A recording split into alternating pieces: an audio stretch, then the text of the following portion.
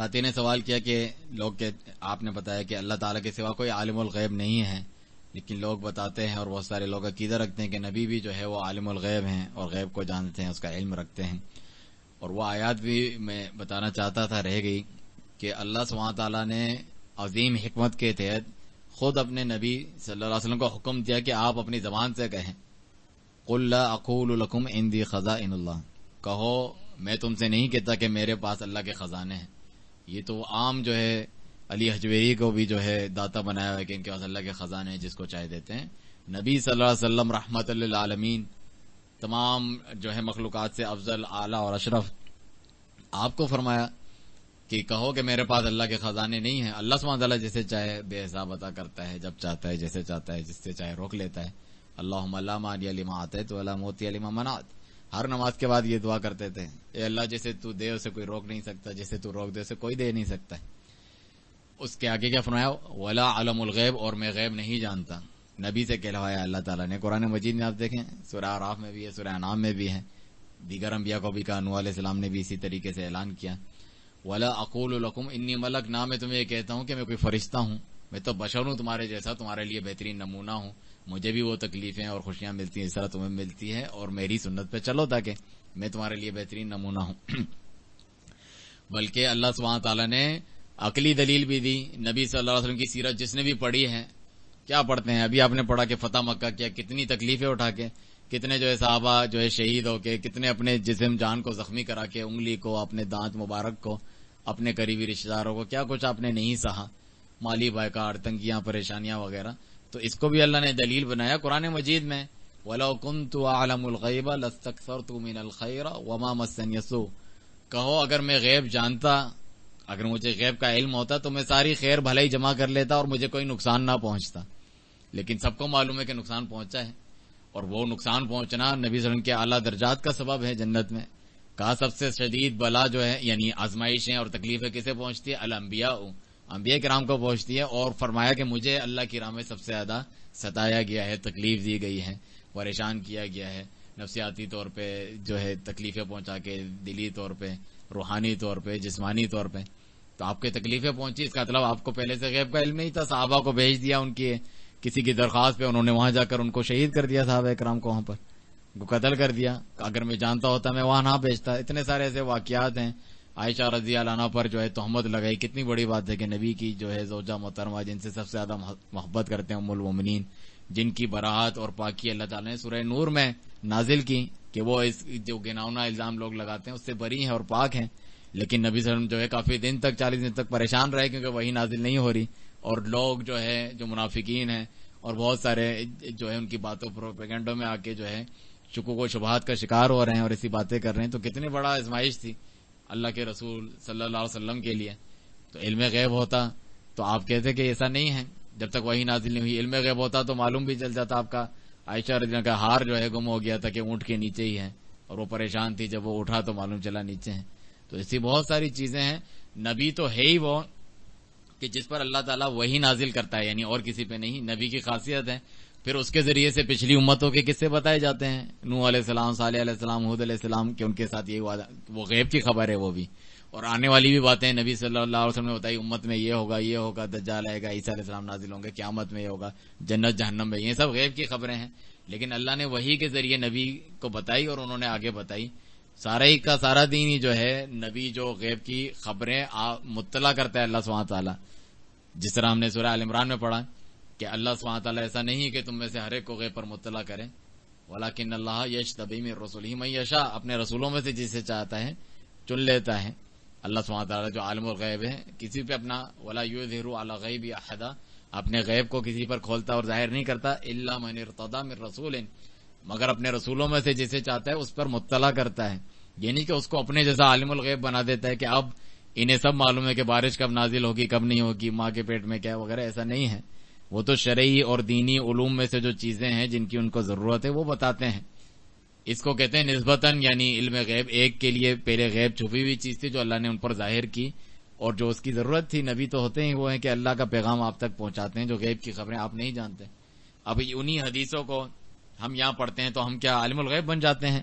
ابھی میں نے بتایا کہ اللہ تعالیٰ نے حرام قرار دیا ہے مردار کو، لیکن نبی صلی اللہ علیہ وسلم نے جو ہے فرمایا کہ جو ہے ٹڈی جو ہوتی ہے، ٹڈی دل جو وہ، اور جو ہے مچھلی جو ہے وہ مردہ بھی حلال ہے. تو مجھے کوئی غیب کا علم ہو گیا کہ مجھے یہ چیزیں معلوم ہیں اللہ کی طرف سے. آپ کہیں گے نہیں، یہ تو نبی صلی اللہ علیہ وسلم نے بتائی ہیں جس سے آپ کو پتہ چل گیا. اسی طرح اللہ سبحانہ تعالیٰ وحی کے ذریعے، جبرائیل علیہ السلام کے ذریعے یا براہ راست جس چیز کی خبر دیتا ہے، تو اس کا مطلب یہ نہیں ہوتا کہ وہ عالم الغیب بن گئے ہیں. اب انہیں جب چاہے جس زبان میں جہاں پر بھی زندگی میں یا زندگی کے بعد جو ہے آپ انہیں پکاریں مدد کے لیے، ان سے پناہ طلب کریں، یہ تو اللہ کی صفات ہیں. اس قسم کا عالم الغیب تو اللہ تعالیٰ ہے جو ہر ایک کی ہر وقت سنتا ہے. بھی آپ نے آیتیں سنی، غیب کی کنجیاں اس کے پاس ہیں، وہ ہر ایک کے دل کی باتیں راز تک جانتا ہے، مشکلات کو دور کرتا ہے جہاں کہیں سے بھی اسے پکارو. یہ اللہ تعالیٰ کے عالم الغیب ہونے کی شان ہے. اور نبی کو جو غیب پر مطلع کیا جاتا ہے وہ اس کا کیا ہے؟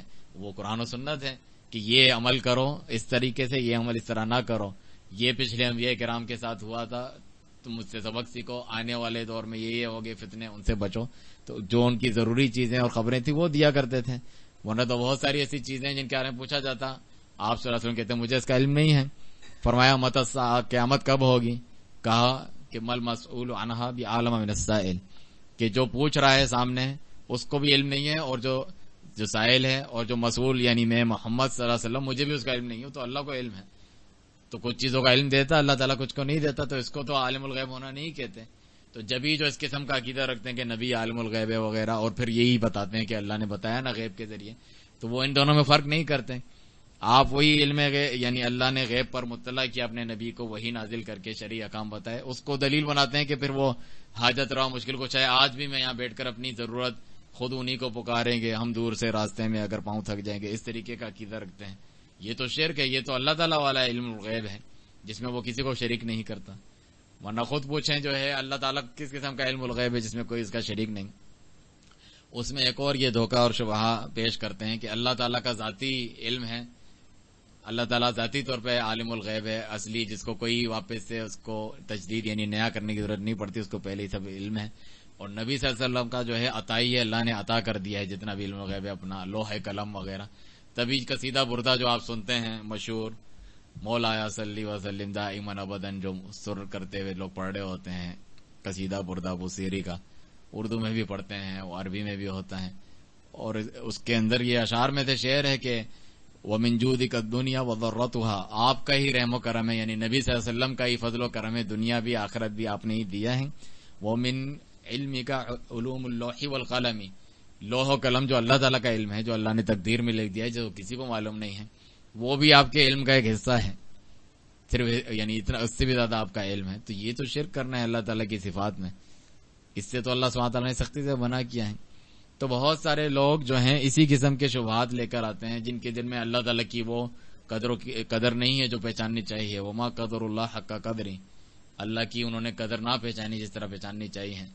اللہ کے ان کے بندوں سے نسبت کے اللہ ان سے محبت کرتا ہے، نبیوں سے، رسولوں سے، فرشتوں سے، پھر بھی وہ عباد مکرمون ہیں، اللہ کے معزز بندے ہیں. لیکن ان میں سے کوئی یہ کہے گا کہ میں اللہ کو چھوڑ کے میں بھی الہ ہوں، تو ہم اس کو عذاب کا مزہ چکھائیں گے.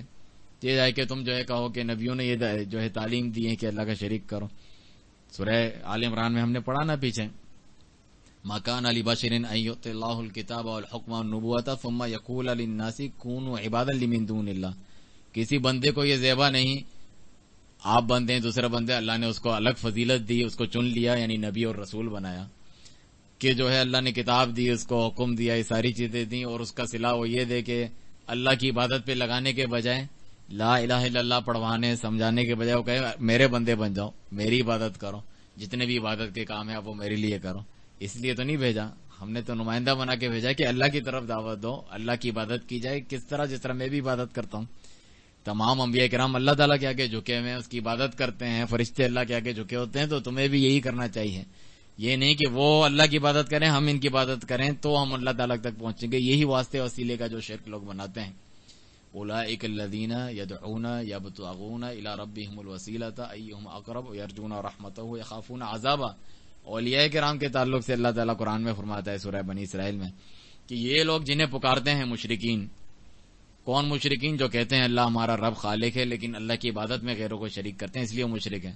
ایسا نہیں کہ آج اسلام کی یہی تعریف لوگوں نے بتائی ہے کلمے کی، جو اللہ کو خالق مالک رب مانتا ہے مسلمان، لیکن اللہ کی عبادت چھوڑ اللہ کی عبادت کے ساتھ غیروں کو بھی، نبیوں ولیوں کو بھی مدد کے لیے پکارتا ہے، پناہ طلب کرتا ہے، قربانی نظر نیاز کرتا ہے، شرک ہے، اس کا خالق مالک ماننا کافی نہیں ہے جب وہ خالق مالک عبادت کے بھی وہی لائق ہیں۔ تو ان کا ذکر کیا کہ یہ لوگ جو ہے جن کو پکارتے ہیں وہ خود اللہ کو پکارتے ہیں، یعنی وہ اللہ کے اولیاء ہیں، اللہ کی رحمت کی امید رکھتے ہیں، اس کے عذاب سے ڈرتے ہیں، تبھی تو وہ اللہ کے اولیاء ہیں، اس کے دوست ہیں، اس کے قریبی ہیں، وہ اللہ کی عبادت کرتے ہیں، روتے ہیں، تہجد پڑھتے ہیں۔ اور تم نے کیا سمجھا کہ ہم جو ہے جو پیچھے اصل اللہ تعالیٰ ہے اس کی عبادت جس طرح یہ کرتے تھے ہم بھی وہ اس کی عبادت کریں، ہم ان کی عبادت کریں، یہ اللہ کے قریبی ہیں، پیارے ہیں، تو ہماری عرضیاں آگے پہنچائیں گے، ہماری بات منوا لیں گے۔ اس کا کب حکم دیا ہے انہوں نے؟ اس کو تو شرک قرار دیا ہے، کہا جس طرح میں اللہ کی عبادت کرتا ہوں تم بھی اس کی عبادت کرو۔ انسان کمزور ہوتا ہے، گنہگار ہوتا ہے، پھر توبہ کرتا ہے، یہ چیز سلسلہ تو چلتا رہتا ہے، لیکن یہ مطلب نہیں ہے کہ تم شرک شروع کر دو اللہ کی رحمت سے مایوس ہو کر، جو شیطان کرتا ہے انسان کو، تم گنہگار ہو، تمہاری تو اللہ سنے گا نہیں، اس لیے انبیاء اولیاء ان کو پکارو اور یہ تمہارے آگے تک پہنچا دیں گے۔ اسی کا ذکر قرآن میں جو ہے کیا گیا ہے کہ والذین اتخذوا من دونہ اولیاء، وہاں پر بھی اولیاء کا لفظ ہے، ادھر بھی اولیاء کا ذکر تھا جو وسیلے کے لیے انہوں نے بنایا ہے، اس میں تو وسیلے کا بھی لفظ ہے کہ وہ لوگ جو اولیاء ہیں وہ اللہ کے پاس وسیلہ تلاش کرتے ہیں۔ وسیلہ یہ نہیں ہوتا کہ فلانے کے صدقے مجھے دے دیں یا میں اس کو پکاروں وہ اللہ تعالیٰ کو پہنچا دے۔ وسیلے کا مطلب ہوتا ہے کہ ایسا نیک کام کرنا جو اللہ تعالیٰ کے حضور پیش کرے اس کا قرب حاصل کرنے کے لیے، جس طرح قرآن میں بھی ہے کہ یا ایھا الذین آمنوا اتقوا اللہ، اے ایمان والو اللہ سے ڈرو، وابتغوا الیہ الوسیلہ، جو سورہ مائدہ میں ہم پڑھیں گے آگے، اللہ کے حضور میں وسیلہ تلاش کرو، وجاہدوا فی سبیلہ، اور اللہ کے راہ میں جہاد کرو۔ تو جہاد کرنا وسیلہ ہے، نماز پڑھنا وسیلہ ہے، نیک اعمال آپ کے وسیلہ ہیں جس کے ذریعے سے دعا کرتے ہیں۔ جس طرح ہم اللہ سے دعا نہیں کرتے کہ اے اللہ تو بڑا غفور رحیم ہے ہمیں بخش دے، تو اللہ کو غفور رحیم کہنا اس کی صفات یہ وسیلہ ہے، تو اللہ آپ کو بخشے گا۔ اے اللہ میں نے تیری رضا کے لیے فلاں پیسہ خرچ کیا تھا، میری پریشانی دور کر دے، میرے بچے کو شفا دے، تو یہ آپ نے نیک اعمال پیش کیا وسیلہ ہے۔ لیکن یہ جو ہستیوں کو پکارتے ہیں چاہے وہ نبی ولی ہو، یہ تو مشرکوں کا عقیدہ تھا۔ تو یہ میں ذکر کر رہا تھا کہ والذین اتخذوا من دونہ اولیاء، جنہوں نے اللہ کی سوا اور اولیاء بنا رکھے ہیں، سورہ زمر کے شروع میں ہے ما نعبدہم الا لیقربونا الی اللہ زلفی، ہم ان کی عبادت نہیں کرتے مگر صرف اسی لیے یہ اللہ کے ہمیں قریب کر دیتے ہیں، اللہ کے نزدیکی کا درجہ دلا دیتے ہیں۔ ان کی بھی مشرکوں کی بھی چاہت اللہ ہوتا تھا، لیکن اس کا طریقہ کیا ہوتا تھا؟ یہ اولیاء کے ذریعے، ان کو ہم خوش کریں گے، ان کی عبادت کریں گے، ان کو عالم الغیب مانیں گے، ان کو دور قریب سے پکاریں گے، ان کی قبریں پکی کریں گے، وہاں بیٹھیں گے مجاور بن کے، اور اس میلے چادریں یہ سب کچھ کریں گے، یہ ہستیاں خوش ہوں گی، بڑی عطا کرتی ہیں، دیتی ہیں۔ وہ سارے کام جو اللہ تعالیٰ کے کرنے کے وہ ان کو دے دیے ہیں، نعوذ باللہ۔ تو اللہ سبحانہ تعالیٰ کے کرنے کے پھر کیا کام ہے؟ بارش فلاں برساتا ہے، اولاد فلاں دیتا ہے، شفا دینے والا وہ ہے، پریشانیاں بیماریاں دور کرنے والا وہ ہے۔ تو پھر اللہ سبحانہ تعالیٰ کی جو صفات جن کو دلیل بنایا تھا اس کی عبادت کرنے کی، وہ کیا باقی چھوڑی ہے تم لوگوں نے؟ اللہ سبحانہ تعالیٰ کے رب ہونے کی تو یہی دلیل جو ہے الذی خلقنی فہو یہدین، جس نے مجھے پیدا کیا وہی مجھے ہدایت دے گا، والذی ہوا یطعمنی ویسقین، وہ میرا رب ابراہیم علیہ السلام نے بتایا جو مجھے کھلاتا اور پلاتا ہے، وَإِذَا مَرِضْتُ فَهُوَ يَشْفِينِ، جب میں بیمار ہوتا ہوں مجھے شفا دیتا ہے، وہ جو مجھے زندہ کرتا ہے جو ہے ثم یحیین، مرنے کے بعد واپس زندہ کرے گا، اور جس سے مجھے امید ہے کہ قیامت میں میرے گناہوں سے درگزر کرے گا، میری لغزشوں سے۔ تو یہ رب العالمین کی صفات ہیں، یہ ساری تو آپ نے جو ہے غیروں کو دی ہوئی ہیں، پھر کیسے کہیں کہ شرک نہیں کرتے؟ تو یہ عالم الغیب کا مال ہو، نبی کو جو ہے عالم الغیب سمجھنا، حاضر ناظر سمجھنا، حاجت روا مشکل کشا سمجھنا، نور من نور اللہ سمجھنا، جتنے بھی شرکیات وغیرہ صفات ہیں یہ جو دیتے ہیں یہ سب شرکیات میں سے ہیں جو ایک کے ساتھ ایک جڑے ہوئے ہیں۔ شیطان نے ان کے دل میں یہ شبہات وغیرہ ڈال دی ہیں، جس طرح پچھلے لوگوں کے لیے دلوں میں ڈال دیے تھے۔ تشابہت قلوبہم، قرآن میں سورہ بقرہ میں ہم نے پڑھا، ان کے دل گویا کہ ایک جیسے ہو گئے ہیں، پہلے بھی وہی بات کرتے تھے آج بھی یہی بات کرتے ہیں۔ وَيَعْبُدُونَ مِن دُونِ اللَّهِ مَا لَا يَضُرُّهُمْ وَلَا يَنفَعُهُمْ وَيَقُولُونَ هَؤُلَاءِ شُفَعَاؤُنَا عِندَ اللَّهِ، اللہ کے سوا ایسوں کی عبادت کرتے ہیں جو انہیں کوئی نفع نقصان نہیں پہنچا سکتے، تو وہ بھی کہتے ہیں اللہ تعالیٰ کے پاس ہمارے سفارشی ہیں، شفاعت کرنے والے ہیں، جبکہ ہمارا عقیدہ ہے بچے بچے کو آیت الکرسی یاد ہوتی ہے، من ذا الذی یشفع عنده الا باذنہ، اللہ کے دربار میں کوئی شفاعت نہیں کر سکتا جب تک وہ اس کی اجازت نہ دے۔ آپ کو کس نے بتایا ہے کہ بغیر اجازت کے آپ نے جو ہے بول دیا کہ فلاں میری پہنچا دے گا، پہنچ گئی ہے میری اللہ تعالیٰ تک؟ نہیں، براہ راست اللہ تعالیٰ کو پکارا جائے، اور وہ رب ایک عقلی بات بھی ہے، آپ کہہ رہے ہیں کہ اللہ نے ان کو یہ عطا کر دیا ہے، اور اللہ تعالیٰ خود جو ہے ذاتی طور پہ عالم الغیب ہے اور سب جاننے والا ہے، نبی کو دیا ہے مگر ان کا علم عطا کرتا ہے کمزور ہے، محدود ہے، اور جو ہے اللہ تعالیٰ عالم الغیب لا محدود ہے وغیرہ۔ چلو اس صورت میں بھی کس کو پکارنا چاہیے؟ جس نے کہا ہے کہ مجھے ڈائریکٹ پکارو اور لا محدود علم والا ہے۔ آپ بھی دنیا میں بھی یہی دیکھتے ہیں کہ جو زیادہ بڑے رتبے والا ہے، درجے والا ہے، جو زیادہ جلدی میری عرضیاں پوری کرے گا، میرے پریشانیاں، میرے اس کیس کو حل کرے گا، میں اس کی طرف جاؤں، بجائے جو ہے جو اس سے کم درجے والا ہے، جس بھی حالت میں ہے اس کی طرف جاؤں۔ تو نبی صلی اللہ علیہ وسلم خود کہیں کہ اس رب کو پکارو جو سنتا ہے، جو بہرا نہیں ہے، جو دیکھتا ہے، جو اندھا نہیں ہے، اس رب کو پکارو، اس کو جو ہے امید لگاتے ہوئے، ڈرتے ہوئے اس کو پکارو۔ وقال ربکم ادعونی استجب لکم، جس نے آپ کو حکم بھی دیا ہے، جس نے اس چیز کا تو حکم دیا ہی نہیں ہے کہ نبی کو پکارو، لیکن اس چیز کا تو حکم دیا ہے۔ وقال ربکم ادعونی استجب لکم، سورہ مومن میں تمہارے رب نے حکم دیا کہ مجھے پکارو، میں تمہاری دعا قبول کروں گا، اس کا حکم دیا ہے۔ اور اگر آپ ایسا نہیں کرتے، ان الذین یستکبرون عن عبادتی سیدخلون جہنم داخرین، جو لوگ میری عبادت یعنی مجھے نہیں پکارتے ہیں، اس سے تکبر محسوس کرتے ہیں کہ ہم ڈائریکٹ کیوں پکارے ہیں اللہ تعالیٰ کو، عنقریب ذلیل و خوار ہو کے جہنم میں پڑے ہوئے ہوں گے۔ وہ اپنا نقصان کرتے ہیں اور وہ بے وفائی کرتے ہیں اللہ تعالیٰ سے کیے گئے عہد کی، جو ہر نماز میں وہ کرتے ہیں بلا سوچے سمجھے، یوں ہی رٹتے ہیں، ان کو پتا بھی ہے کہ نہیں کہ ایاک نعبد و ایاک نستعین، کہ اے اللہ ہم تیری عبادت کرتے ہیں اور تجھی سے مدد طلب کرتے ہیں، کہ اللہ سبحانہ تعالیٰ اگر مدد کرے، ان ینصرکم اللہ فلا غالب لکم، کوئی تم پر غالب نہیں آ سکتا۔